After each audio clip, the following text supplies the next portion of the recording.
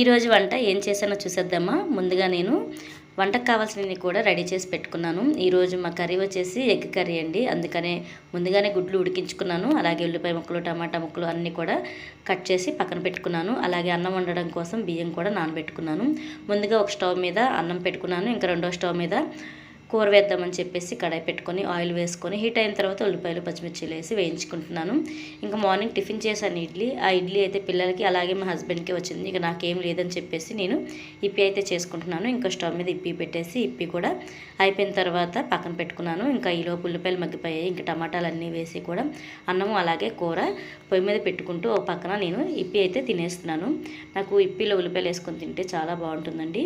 ఇంకా నేను ఇప్పి తినేసిన తర్వాత అన్నం అయిపోయింది. ఇక అన్నం కూడా వచ్చేసి పక్కన పెట్టేసుకున్నాను. ఇంకా ఈలోపు కూర కూడా అయిపోయింది. ఇంకా కూరలో ఉప్పు, కారం, మసాలా అన్నీ వేసి కూడా కూరలో కొంచెం వాటర్ వేసి పక్కన పెట్టుకుంటున్నాను. ఇది ఉడికిద్ది కదా. ఇంక ఇది ఉడికేలోపు నేను శనక్కాయలు ఉందని చెప్పేసి ఆ శనక్కాయలను వేయించుకుంటున్నాను. శనక్కాయలు తెచ్చి చాలా రోజులు అయిపోతుంది. పిల్లలు వేయించి పెడితే తింటామని చెప్పారని చెప్పేసి వాళ్ళ కోసం శనక్కాయలు కూడా వేయించుకుంటున్నాను. ఈలోపు నాకు కూర అయితే రెడీ అయిపోయింది. ఇంక ఇవన్నీ రెడీ అయిన తర్వాత పిల్లల కోసం లంచ్ అయితే కట్టేస్తున్నాను. వీడియో నచ్చితే లైక్ చేయండి.